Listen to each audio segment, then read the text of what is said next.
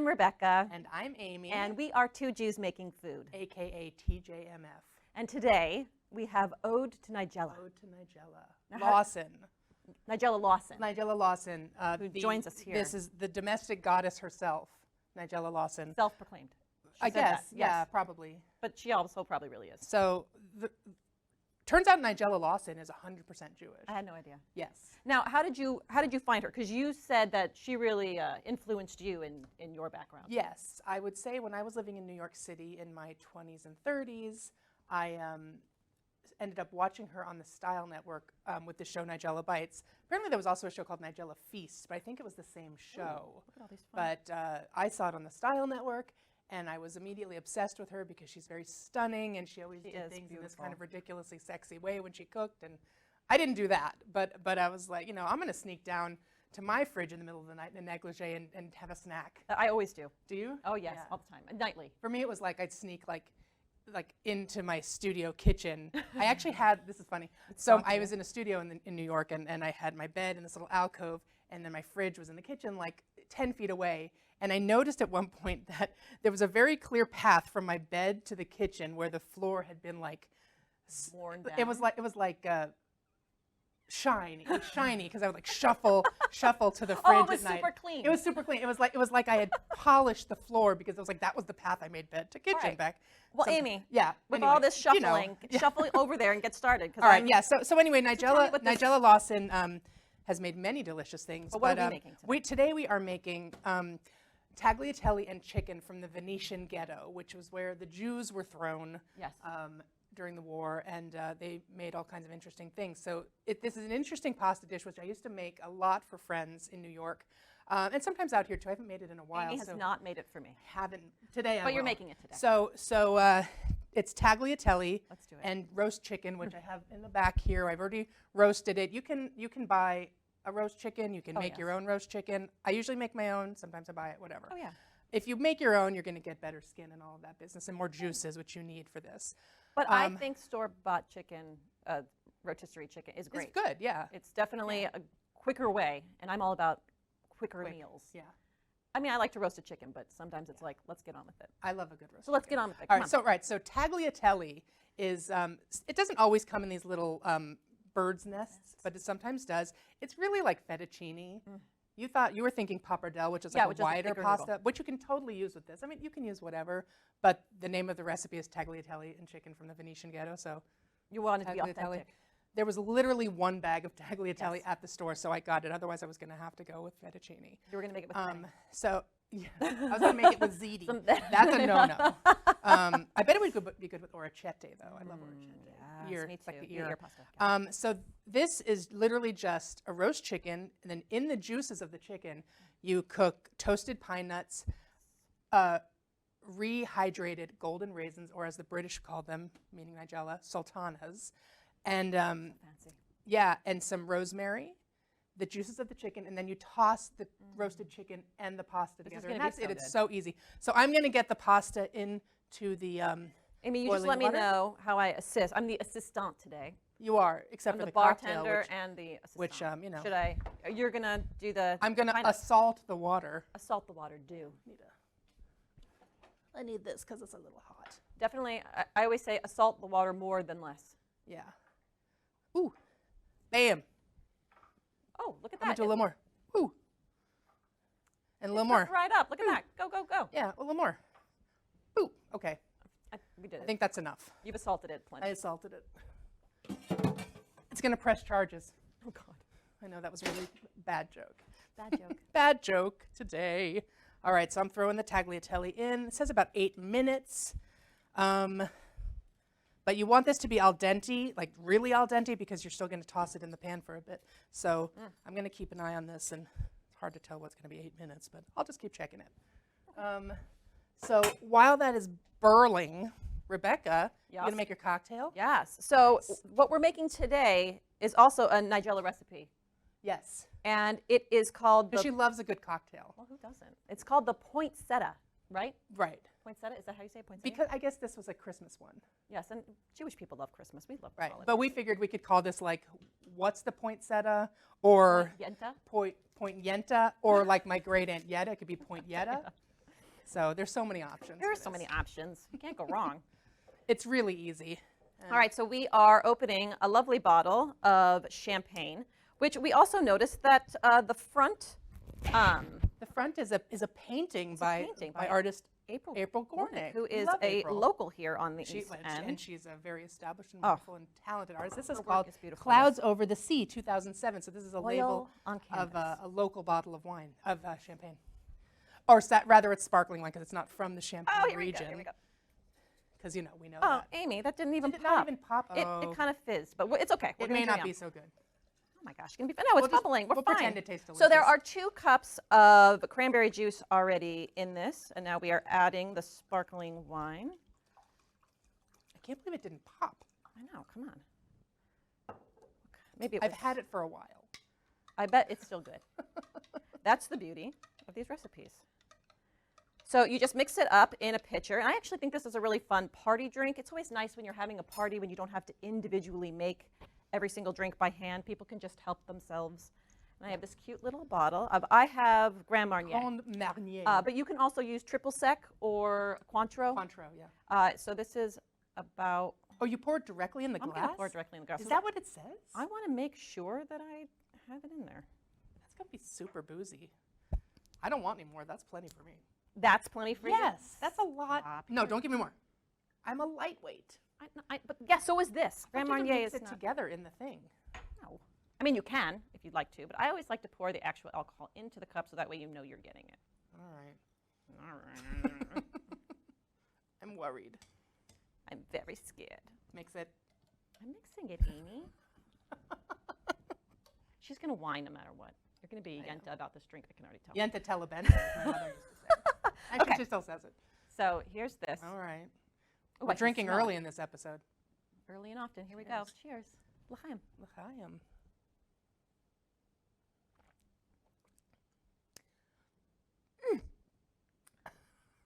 It's good. It's really It's good. delicious. Amy- It's strong. Pour moi. I'm being fancy. It's with actually the French there. cranberry juice that she's having a reaction to. All right, Amy, get very going on good. this pasta. I personally, no offense, would Pour it mix in. it all in because that's really strong for me. There, Amy. We'll finish that later. All right. We'll share it with our friends here at LTV. So, yes, we will. You guys have that to look forward to. All right. So, do you want Amy, to? the pine nuts. Yes, do you want to just keep an eye on that? Yes, I will. All right. All right. So, I'm going to toast the pine nuts, and this pan should be hot now. So, when toasting pine nuts, it's really important to make sure you don't burn them because if you burn them, you've ruined it. Well, burnt pine nuts is kind of gross. You know, I probably didn't have this hot enough, so. Well, it's hot. I didn't have this hot enough. Just kidding. I burned my finger. Ow! So the pine nuts just need to be nicely toasted. You just kind of shimmy them in the pan. Shimmy. Shimmy, shimmy, shimmy. But you got to keep an eye on it because if they burn, no bueno. I think that needs probably about 3 more minutes. What do you think of the pasta? I just wanted to make sure because it was Fair enough. boiling away. So yeah, I had the heat kind of low on this, so it might take a little longer to toast these pine nuts. But I can already see they're starting to get a little brown. That drink is delicious. Which one's mine? That one. Okay. It is really good. Thanks, Nigella. I like the Cointreau. Nigella loves a good cocktail. And And I like a good cocktail when I'm cooking. It helps to kind of absolutely. make it feel like a festive event. Yes. I mean, not the cooking Festivus. isn't. Festivus for the rest, Rest of us. All right. I have noticed that there are nuts and raisins in this. Is this more of a Sephardic? What is her background? You know, I don't know. You don't know. Okay. Because this is, with the nuts and the raisins, I wanted to look it strikes up, me, but I ran out of time. and it doesn't look like mush food, which I always feel No, like it's not. I think Eastern European food is always you know, a little bit more Venice. mush. I mean, Italy is you know. I think it's probably a blend. Oh, yeah. Like, With like the Mediterranean Yeah. cooking blended. but together. you know, I think it's interesting because, yeah, it's definitely not a traditional Italian pasta dish because, for one, you put no cheese in it. In fact, in the recipe, she actually says, "No cheese, please." So she's Well, like, there's chicken in it. I don't think you can put the cheese in. no, you could. It's really like people really say don't eat cheese but with I think fish. kosher. I think it's because of, oh, well, that's true. If it were kosher, you couldn't put couldn't. cheese. But I think they're saying no cheese, please, because it just doesn't really go with it, especially with the raisins. Yeah, no, that sounds weird to me. That would be weird. Although people eat cream cheese on a raisin bagel. Oh, here we go again with this. I know. It's like ongoing. My son, again, the other day ordered his weird frosting with the everything. Oh, did he? Yes. If you His watched episode favorite. 1, we talked all about, putting savory bagels With sweet cream cheeses, or vice versa. Or even so like a, an like everything an bagel with- onion bagel with, or like a blueberry bagel with vegetable cream cheese. No. That's just that I didn't mean to make that face. If you like it, good for you. Oh, I did mean to make it, and I'll make it again. I mean, you order it. I support you, but I'm not going to order it. My son also wants an everything bagel with peanut butter. That's okay. I'm okay with that. It's a strange combination that doesn't occur It's to not me. as bad. I think these pine nuts are going to take a little while because Do you there's think a lot that of. pasta is? I don't know. I'll give it a check, but I think it's a good time to go to the Yiddish lesson of the the day Yiddish lesson with of with a new guest. Yes, which is Yeah. my grandma. So we Harriet. Grandma Harriet. We call her Gigi though. Oh, that's what my mom goes by, Gigi. Oh yeah. No, that was my grandma went by Gigi for great grandma. Oh, see, that's why she goes by Gigi. She Oh, didn't well- want to be great grandma because it made her feel old. Neither did mine. She wanted to go by Gigi because she thought it was fancier sounding, which explains her perfectly. So why don't we go to the Yiddish episode? Do we have it Yiddish, yeah. up Let's and check ready out. Let's to check out Harriet run? and Rebecca. We were on a little vacation. So today's Yiddish lesson is being brought to you by my grandma, and we are doing the ultimate Jewish thing, which is being in Florida poolside, escaping the winter weather. And so what is today's Yiddish word of the day? Schlemiel and schlemazel. What does it mean?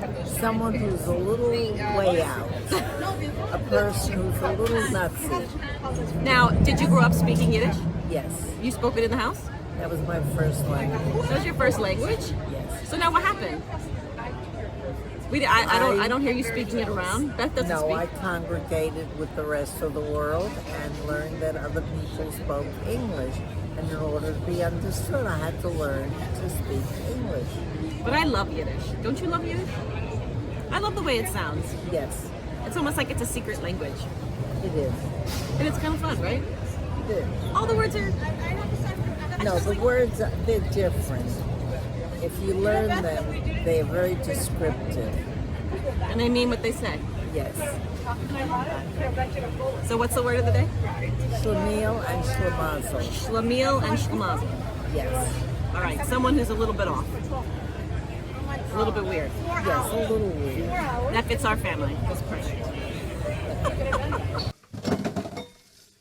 Hey, we're back, and my pine pine nuts nuts, I there we think go. are kind of perfectly toasted now. Yay, we Can we, drained the pasta. Yes. Can you give a little look at this from above? Which you can see. I don't know, it's hard to see, but it's got a nice. They've got a nice little golden brownness to them, Toasty. which is very nice. So I'm gonna take this off the heat. I'll put it over here actually, and then Rebecca, Yeah. maybe get that. Chicken? Well, what I need is the drippings from the chicken, the liquid. So is that hot? No, I can touch it. All right. So You want me can just to like pour it into a pourer? No, it can go right in here. Well, if you can get it in there. Okay, you're gonna hold All it right. to the. It goes in here. Yes. Can you hold the chicken so it doesn't fall out? I can hold the chicken. Hold the chicken, Amy. Oh, That's all right. here we go. Oh, a chicken. All right. If this is not hot, you can put the chicken right over here next to me. It'll do. And I'm gonna tell you what. I don't think it's very hot. I think it's just right, but Yeah. it's good. So Nigella will say that she has asbestos hands. So like when there's a super hot chicken, she just like tears into it and she's like, "Rawr," Oh, and that's she what I do. breaks it into Absolutely. pieces. So what I need you to do, Rip the chicken? Rebecca, is tear this My chicken. grandpa used to call me that, Really? Rebecca. Yeah, because he was from Aw. Brooklyn, so my name ended in an R. So Rebecca. just start tearing this chicken into like shreds, and the Actually- skin too. Yes. And I always say hands are like the easiest thing to reach for in the kitchen. They're such good tools. hands, Yes. Just mix things with your hands. Cut things with your hands. totally. Like everyone's getting out these fancy knives. I'm like, I'm just going to use my hands. All right, so I am going to now chop up the rosemary. Oh, this is my And happy place. Is this your happy place? Yes, Oh, girl. I'm so glad. Oh, let's get rid of that. That's unsightly. Get rid of that, Amy. So, if you don't know how to remove the needles from I this, have to you actually say- go the reverse way. So you hold it at the top, and then you go like this and you pull it down and look at that, boom. Oh my gosh. Okay, every time Is this I a do new it, lesson for you? No, every time I do it, the stick breaks. I'm obviously doing it wrong. Really? Obviously. This Yes. is a very robust. So I go out to the garden, I pick a piece, I try to do it, and then it falls apart, and then I'm like just ripping off the little nettles. Yeah. Nettles, is that what they're The called? Jennifer Nettles. Jennifer Nettles? She's from Who's like that? little one of those girly. She's from a country band. Oh, okay. I'm Yeah, gonna move yes, this out of it's the just like Jennifer Nettles. I say yes to you, Amy. Yes to whatever I say that yes. lady is.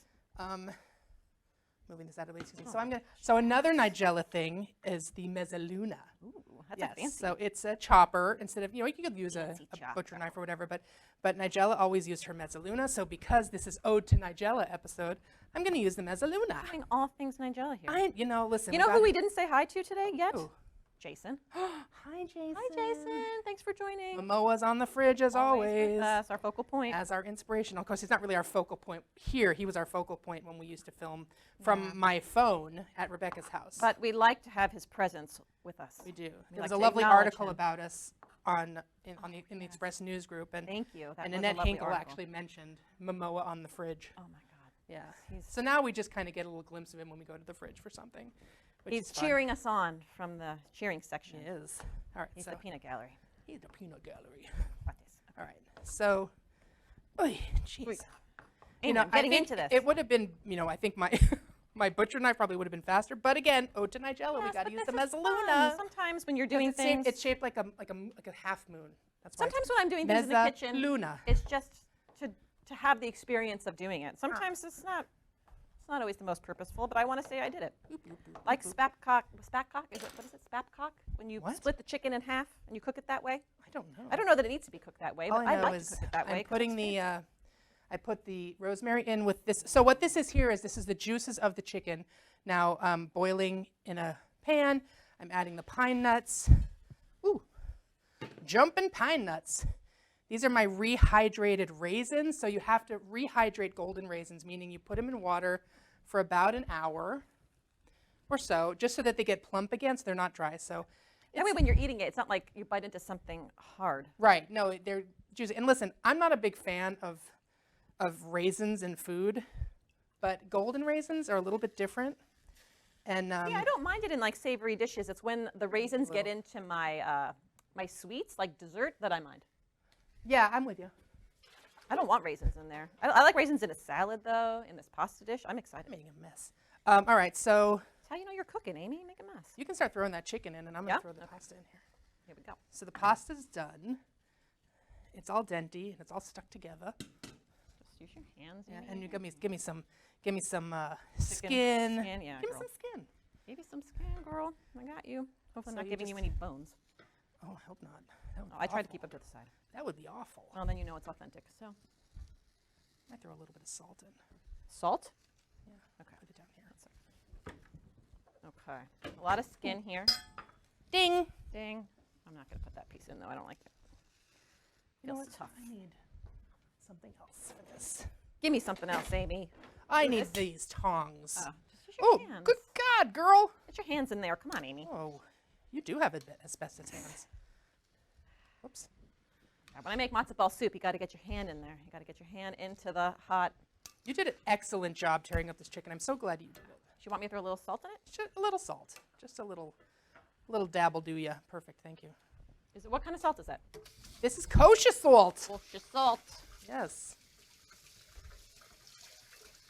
So you just want to mix it all up. I'm going to turn the heat off now. I really don't need it. It has to get like really nicely incorporated.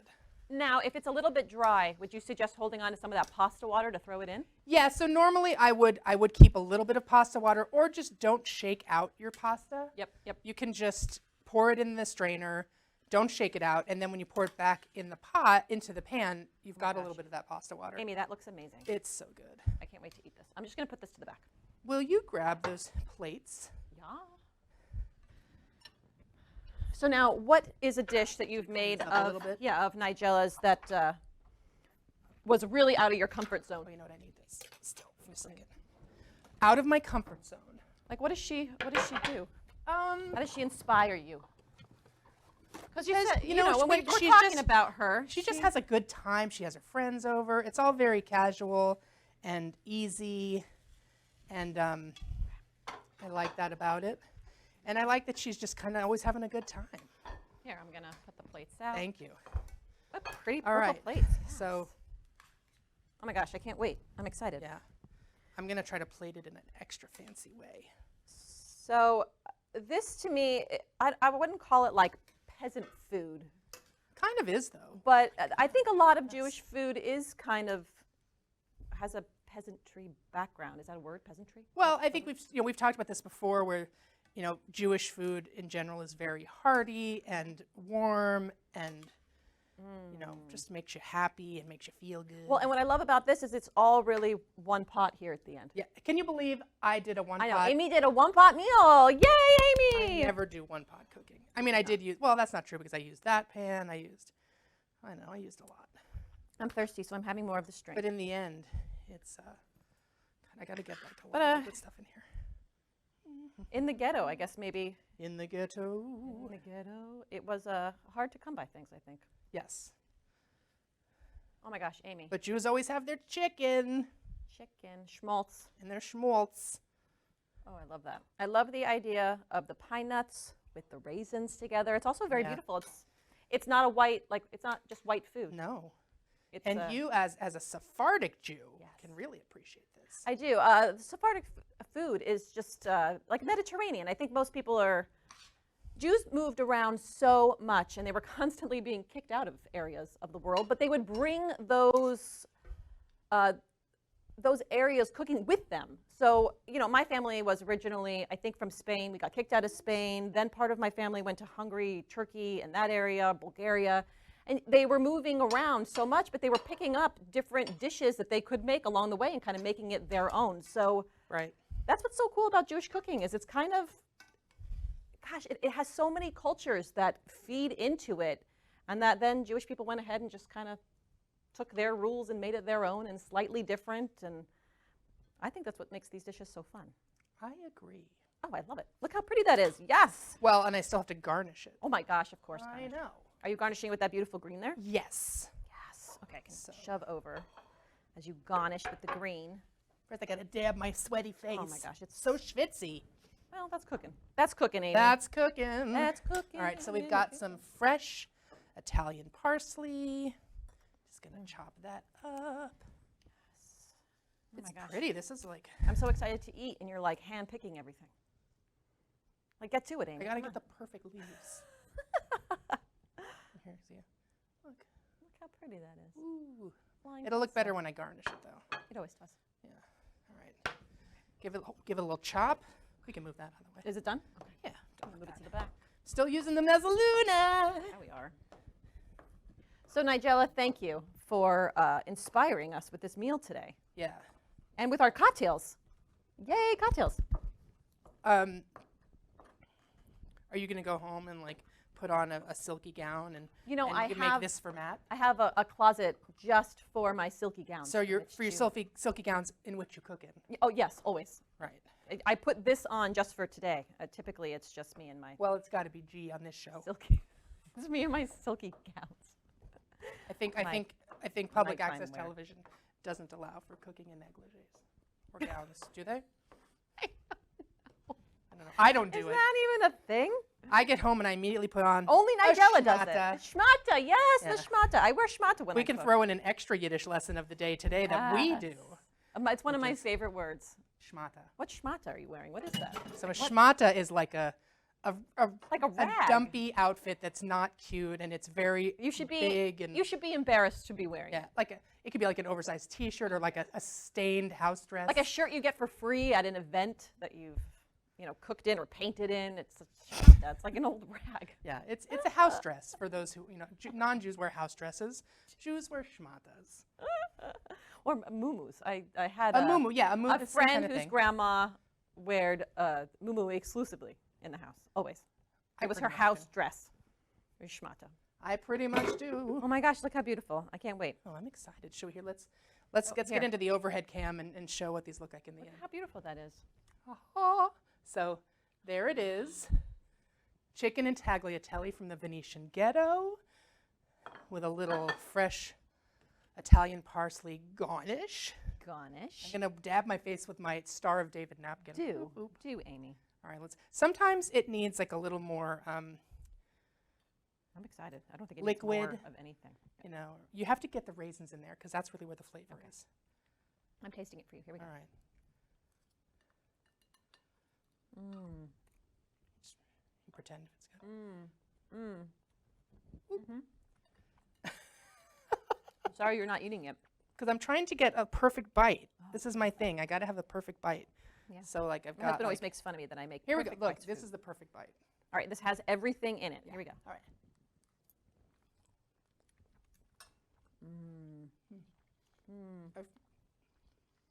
What? Where do you get the raisin? The raisin's delicious. It's like a little bit of sweetness in a savory dish, which is so nice. It's like when you add salt to chocolate. Do you know what I mean? Right. It just makes it pop.